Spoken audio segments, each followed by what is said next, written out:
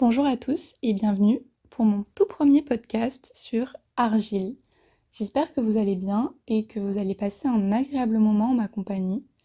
Donc officiellement c'est mon premier podcast aujourd'hui que j'enregistre. Donc je suis toute excitée et heureuse à l'idée d'enregistrer aujourd'hui. Mais en réalité en fait ce n'est pas mon premier parce que depuis des années maintenant, avec une de mes meilleures amies qui s'appelle Charlotte, on s'envoie en fait des podcasts qu'on s'enregistre sur WhatsApp. Donc en fait, c'est un exercice que je connais déjà, même si c'est un exercice d'autant plus compliqué quand c'est à destination d'un plus large public. En tout cas, voilà. Je sais pas quelles sont vos amitiés à vous, mais moi, c'est le genre d'amitié où je peux écouter parler pendant des heures la personne sur mon téléphone. Donc voilà, on a les amis qu'on mérite écouter et je suis très heureuse de la compter parmi mes amis très proches. Et je vous souhaite à tous d'avoir euh, dans votre entourage une amie comme Charlotte. Pourquoi je vous parle d'elle? Parce qu'en fait, c'est le pourquoi du comment j'enregistre aujourd'hui. Parce que, donc, comme je vous disais, depuis des années, c'est notre petit rituel euh, qu'on essaye de garder au quotidien, de s'envoyer des podcasts, parce que c'est un exercice qu'on adore et ça nous permet de garder un certain lien, de nous raconter beaucoup de choses qu'on ferait pas forcément par message. Donc voilà, on adore cet exercice et on s'était dit que toutes les deux, on aimerait bah, se mettre sur les plateformes pour faire vraiment un podcast à deux et le partager à un plus grand public. Sauf qu'en réalité, c'était trop compliqué parce qu'on se voit pas assez régulièrement. Et donc voilà, c'était pas envisageable. On n'a pas réussi à mettre à bout ce projet. Et donc pendant des années, on s'est envoyé seulement en privé nos podcasts. Et aujourd'hui, bah, il y a quelques jours, on s'est vus et on s'est dit, en fait, pourquoi on créerait pas notre podcast chacune et pourquoi on se met cette barrière-là de le faire à deux alors qu'on pourrait le faire seul et, euh, et voilà, accomplir quelque chose. Et on pourrait quand même s'inviter et faire des podcasts à deux à l'avenir. Mais en tout cas, voilà, donc on a enregistré notre premier podcast. Donc moi, c'est aujourd'hui. Et elle, ça fait déjà quelques jours qu'elle l'a enregistré. Et en tout cas, voilà, je vous conseille d'aller écouter Charlotte. Ça s'appelle Sous les oliviers. Et c'est un podcast qui pourra vous plaire si jamais vous appréciez le mien. Parce que on a une façon de voir le monde qui, je pense, est assez similaire. Cette façon de voir le positif et de voir les détails dans chaque événement. Donc, si vous aimez ce que vous écoutez ici, allez écouter Charlotte. Même si on a des emplois du temps et un quotidien très différents, ce qui fait qu'on pourra avoir des sujets aussi de podcast très différents. Mais voilà, toujours cette vision du monde qui fait que ça pourra vous plaire. Donc, je vous conseille d'écouter Sous les oliviers. Du coup, comme vous l'avez vu dans le titre, ce podcast a pour but de vous faire comprendre mon univers et de vous partager du coup les choses qui m'inspirent au quotidien. Donc ça va être essentiellement une liste de choses que je vais essayer de vous expliquer. Et donc voilà, ça va être point par point les choses qui m'inspirent. Donc j'avais fait une liste à la base qui était beaucoup plus longue, mais en fait je me suis rendu compte qu'il y a plein de choses qui se répétaient ou voilà, qui n'étaient pas nécessaires. Donc j'ai préféré faire une liste plus courte pour rentrer un peu plus dans les détails de chaque chose. Donc j'espère que ça vous conviendra et je vous laisse avec la suite. Donc la première chose que je voulais vous partager, c'est mon goût pour la poésie. Parce que vraiment c'est quelque chose que je parle pas à beaucoup de personnes, mais en fait, j'aime beaucoup, beaucoup la poésie. J'ai plusieurs livres de poésie.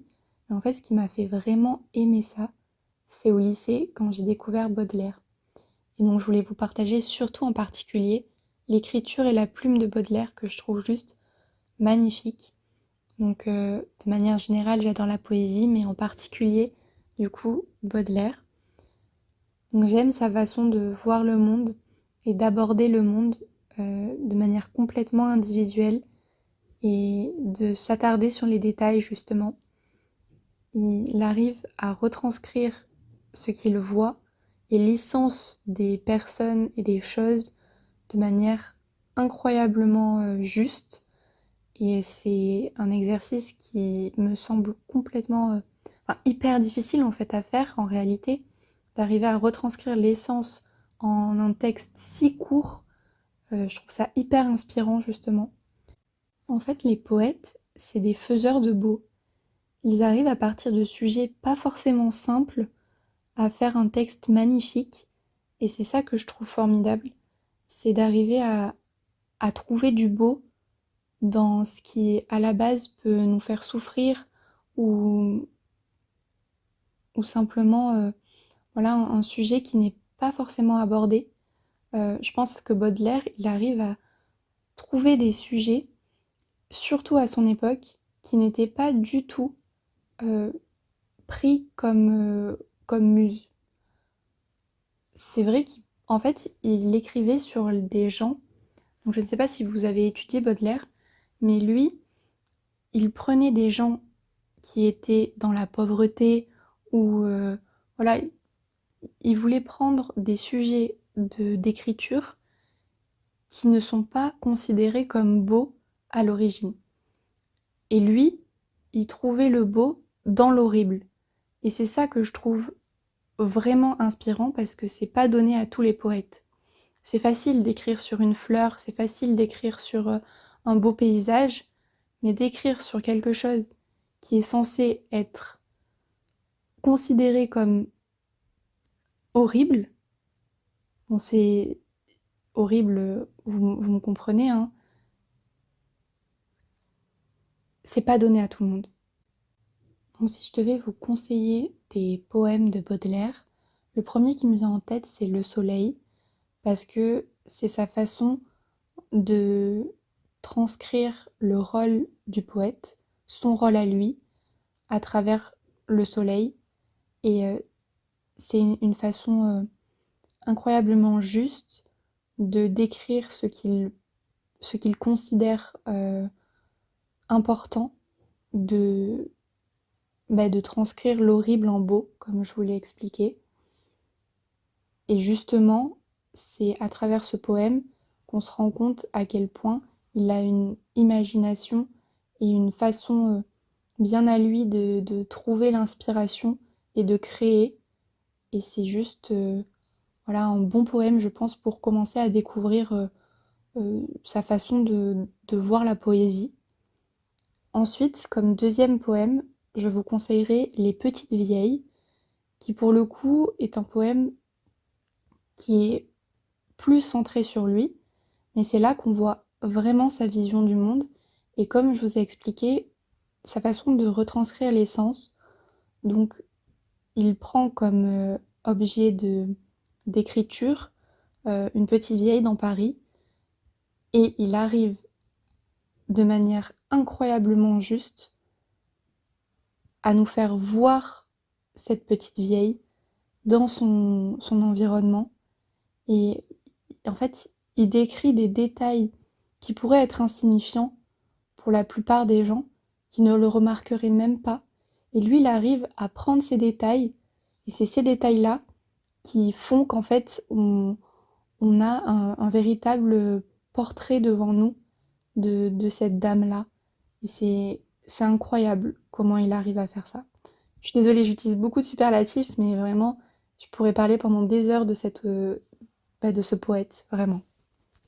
Donc pour terminer sur la poésie, ce que j'aimerais entreprendre à l'avenir et que voilà, j'ai pas encore eu le temps de faire, c'est chaque semaine de prendre un poème et de l'étudier en détail. Parce que j'ai déjà essayé de lire des poèmes. En fait, régulièrement, je me disais chaque soir je vais en lire. Et en fait, c'est pas suffisant parce que aussitôt que je l'ai lu, je l'oublie parce que je ne suis pas rentrée dans les détails de la compréhension et de la stylistique du poème. Donc ce que j'aimerais faire, c'est vraiment chaque semaine, j'en découvre un et je fais mes recherches aussi. Donc d'un point de vue personnel, je pourrais trouver des explications, mais des fois peut-être que j'aurais besoin de trouver des explications de texte ou des choses sur Internet qui me permettraient de, de comprendre plus en détail et de voir ce que l'auteur a voulu me transmettre et pourquoi je ressens tel ou tel sentiment quand je lis le poème, pourquoi telle phrase est impactante. En fait, tout est une question de stylistique Et l'étude de poèmes, c'est vraiment comprendre pourquoi ça nous fait ressentir telle émotion. C'est parce que l'auteur utilise tel mot, telle tournure de phrase, telle rime. euh, il y a plein de choses qui font que vous pouvez ressentir ça. Et je trouve que en fait ça me manque parce que dans mes études aujourd'hui, j'ai plus du tout l'occasion de faire ça. Et bah, c'est dommage parce que c'est quelque chose qui me plaisait et qui m'apportait beaucoup de satisfaction. Donc j'aimerais reprendre ça, même si c'est toujours plus difficile de le faire par soi-même, parce que bah, au lycée j'étais guidée, j'avais une prof que j'aimais beaucoup et qui m'inspirait beaucoup aussi. Mais aujourd'hui j'ai plus l'occasion d'avoir de prof, mais c'est pas pour ça que je dois arrêter de faire quelque chose qui me plaît. Et même si c'est plus difficile, j'espère que je trouverai euh, tout ce que je veux sur Internet. Deuxième inspiration, c'est Saint-Exupéry, et en particulier Le Petit Prince. Donc pour être honnête, c'est le seul livre de Saint-Exupéry que j'ai lu, euh, mais je doute pas de son talent, et il faudrait que je lise davantage de lui. Mais en tout cas, Le Petit Prince, c'est vraiment un livre que j'ai lu plusieurs fois, et que je relirai encore et encore, parce que à chaque fois, j'en tire des leçons différentes, et à chaque fois, je découvre une facette de ce livre différent, donc enfin différente. Donc voilà, j'adore Le Petit Prince et je peux que conseiller à tout âge, à tout le monde de le lire. Euh, c'est c'est une ode à l'imagination, c'est c'est garder son âme d'enfant.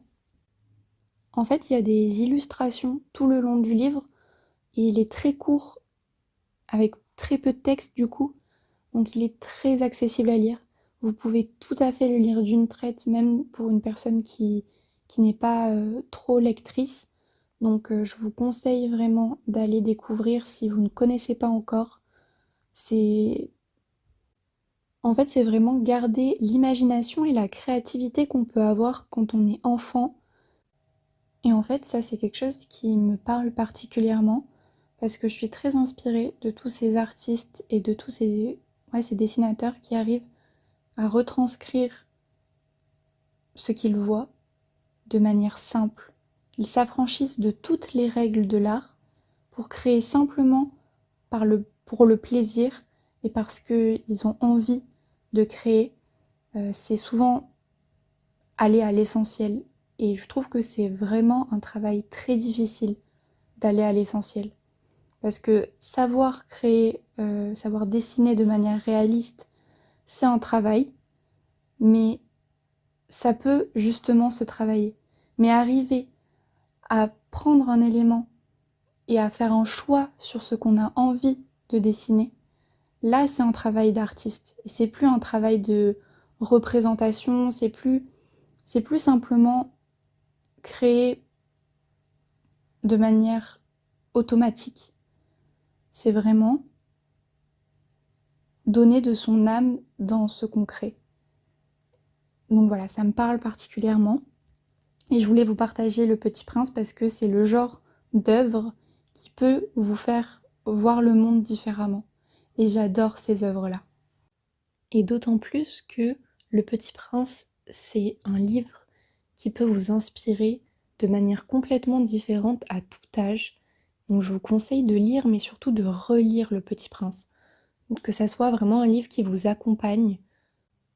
J'en ai terminé avec la partie littérature. J'espère que ça vous aura donné envie de découvrir Baudelaire et de découvrir Le Petit Prince ou de le redécouvrir. Donc maintenant, je vais passer à quelque chose qui m'inspire au quotidien cette fois-ci. Donc j'aurais peut-être dû commencer par ça en réalité, mais c'est Pinterest. Tout simplement. Voilà. Il suffit d'aller tous les jours sur Pinterest et vous allez être inspiré chaque jour. C'est ça qui est magique, c'est que vous n'avez pas besoin de sortir de chez vous, de faire quelque chose de difficile. Non, simplement aller sur Pinterest, 5-10 minutes seulement, et vous allez avoir envie de faire mille et une choses. Donc voilà, je vous conseille d'aller redécouvrir Pinterest, encore une fois, si vous n'y allez pas quotidiennement, ou même si ça peut être une activité. Un soir, vous décidez de, au lieu de regarder une série ou de lire un livre, vous allez scroller sur Pinterest Et voilà, c'est un univers que je trouve tellement sain et tellement positif. Contrairement à d'autres réseaux sociaux, vous pouvez être animé par des émotions qui peuvent être négatives parfois. Pinterest, il n'y a que du positif. Et c'est pour ça que j'adore et que pour moi, c'est vraiment le meilleur réseau social et que je trouve qu'il gagnerait à être plus utilisé parce qu'il est très connu. Mais c'est vrai que les gens dans mon entourage, bah, il n'y en a pas beaucoup qui utilisent quotidiennement Pinterest et pour qui ça fait partie de leur quotidien. Donc voilà, je trouvais ça important de vous en faire part parce que c'est vraiment quelque chose qui, pour le coup, moi, fait partie de mon quotidien et m'accompagne. Donc si jamais vous avez oublié que Pinterest existait, bah, c'est le moment. C'est le moment d'aller redécouvrir et de vous faire des petites épingles. Même vous pouvez les créer vous-même. Ça, c'est une autre étape. Mais je suis sûre que dans votre galerie, vous avez plein de, de belles photos que vous savez pas forcément quoi en faire parce que vous êtes peut-être pas actif sur Instagram ou autre, bah allez sur Pinterest et croyez-moi que personne va les voir. Euh, Enfin, voilà, c'est possible que des gens voient, mais en tout cas, ça reste hyper positif comme environnement. Donc vous pouvez tout à fait poster vos photos et en tirer les bonnes choses. Quatrième chose qui m'inspire, là pour le coup, c'est un peu moins classique. Donc voilà, je tenais à mettre un petit peu quelque chose d'énigmatique. Donc je vais essayer de vous expliquer en quoi c'est inspirant, mais c'est le miel. Alors là, vous devez vous dire de quoi je parle, mais en fait, le miel, ça a tellement de vertus positives. C'est réparateur, c'est hydratant, c'est antioxydant, c'est tout ce que vous voulez. Et je trouve que par définition, le miel, c'est la douceur, c'est la bienveillance, c'est vraiment un élément formidable. Et même visuellement, le miel, c'est magnifique en fait, cette couleur, cette, cette texture, si je peux appeler ça une texture. Voilà. Et en quoi ça m'inspire? Ça m'inspire parce que, en fait, j'ai envie d'être comme du miel. J'ai envie d'être cet environnement serein, cet environnement de douceur et de réconfort pour les autres. Et j'espère que le podcast que je suis en train d'enregistrer et les prochains seront comme ça, seront un moment de douceur pour vous dans votre journée. Et voilà, j'espère inspirer les gens la douceur. Et c'est quelque chose qu'on m'a déjà dit que voilà que j'émanais une certaine douceur et que c'était parfois très relaxant de ne serait-ce que de me regarder. Quelqu'un m'a déjà dit que en me regardant, j'étais apaisante. Écoutez, donc c'est que ça marche et c'est que j'ai une bonne inspiration, mais le miel.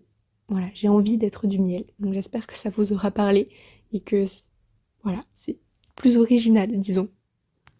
Et enfin, la dernière chose que je voulais aborder avant de faire une petite conclusion, c'est simplement la danse classique et les ballets. Je trouve ça magnifique et je conseille à tout le monde d'aller prendre le temps d'aller à l'opéra pour voir des ballets, même si je sais que c'est pas forcément accessible pour tous. C'est vrai qu'en fait, je pensais pour moi que c'était très inaccessible et cette année, j'ai pris le temps de regarder les prix et ouais, de me renseigner vraiment, de m'inscrire sur la newsletter de l'opéra. Et en fait, je me suis rendu compte que selon les villes, si vous êtes, ouais, si vous prenez certaines places, que vous avez un tarif étudiant ou autre, vous pouvez trouver des tarifs qui sont abordables. Alors, je dis pas que ça va être une activité que vous pouvez faire toutes les semaines, mais d'y aller au moins une fois. Si la danse, c'est quelque chose qui vous parle, vraiment, allez voir un ballet. Ça sera formidable pour vous. Et je vous conseille même d'écrire sur le ballet vos ressentis parce que vous allez forcément ressentir des choses et pour garder une trace en fait de ce que vous avez vu parce que on a tendance à peut-être vite oublier. Et donc de garder une trace de nos ressentis, je trouve que c'est vraiment important. Donc moi, j'ai eu la chance d'aller 2 fois voir un ballet. Et la deuxième fois, j'ai écrit. Et à l'inverse, la première fois, je n'ai pas écrit sur mes ressentis. Et je me souviens moins bien. Alors, c'est aussi parce que je l'ai vu il y a plus longtemps. Mais c'est vrai que je me souviens moins bien de ce ballet-là. Donc je vous conseille d'écrire. Et voilà, aller à l'opéra. Donc je sais que la danse classique, c'est quand même quelque chose, voilà, un art qui est pas facile pour les danseurs. C'est un environnement qui peut être très anxiogène et très problématique. J'ose espérer que c'est des choses qui évoluent. Et voilà, c'est pas quelque chose qu'il faut oublier quand on va voir un ballet, mais également de soutenir ces danseurs, c'est trop important pour moi de soutenir cet art parce que arriver à transmettre des émotions par le corps, c'est une autre manière de faire. Et moi, je sais que c'est un art qui m'inspire particulièrement parce que ouais, ça me parle. Il y a des gens qui sont plus touchés par la musique, il y en a qui sont plus touchés par euh, des œuvres visuelles, des dessins, des sculptures ou autres. Bah moi, c'est la danse. Voilà, c'est vraiment la danse et en particulier la danse classique ou le contemporain. Mais c'est vrai que la danse classique, ça m'impressionne, cette douceur qui peut transparaître, mais cette force aussi, parce que ça peut vraiment être très... En fait, selon les ballets, vous allez voir que on a peut-être une vision euh, de la danse classique qui est erronée. On peut avoir vraiment cette vision bah, que c'est tout le temps la même chose. On pense au lac des cygnes et on pense au tutu, à ce genre de choses, mais en fait, c'est bien plus que ça. Et il y a plein d'artistes et de chorégraphes qui sont incroyablement doués et qui arrivent à recréer et à mettre de leur âme dans leur chorégraphie. Et ouais, je pourrais pleurer devant un ballet tellement c'est beau et tellement c'est complet. Donc je vous conseille. Et ouais, cette manière de bouger son corps, c'est un travail tellement monstrueux d'arriver non seulement à cette performance physique, mais aussi à arriver à donner de son âme quand on danse. Bon, je pense que je suis allée assez dans les détails pour ce qui est du ballet. J'en ai fini avec toutes mes inspirations, mais je tiens quand même à conclure. Donc depuis quelques mois maintenant, j'ai commencé une liste des choses que j'aime dans la vie. Alors quand je vous dis une liste de choses que j'aime, c'est pas j'aime le chocolat, j'aime lire ou ce genre de choses.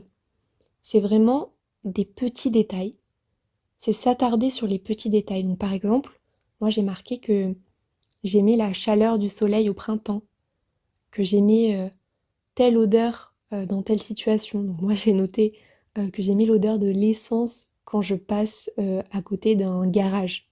C'est très précis, mais c'est justement cette précision qui fait que vous êtes obligé de vous attarder aux détails et ouais, de les trouver et de voir que en fait vos sens, ils, ils vous donnent beaucoup de positif.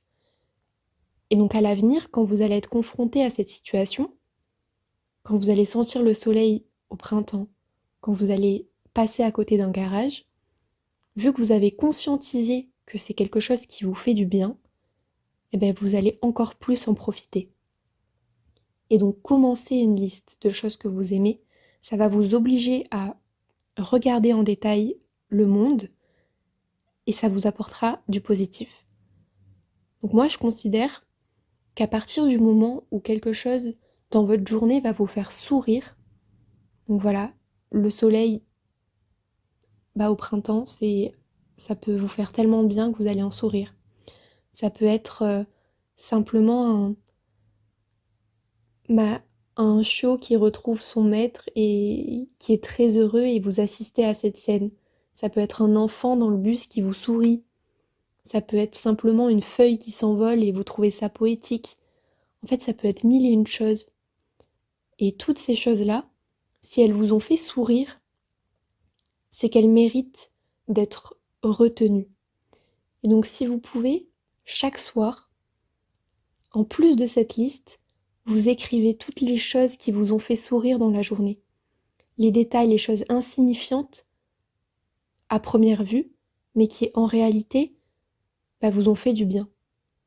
Et donc ce que vous allez retenir de votre journée, c'est pas le négatif, c'est pas que vous avez passé une journée difficile, que vous avez été surchargé, parce que ça peut arriver des journées vraiment difficiles.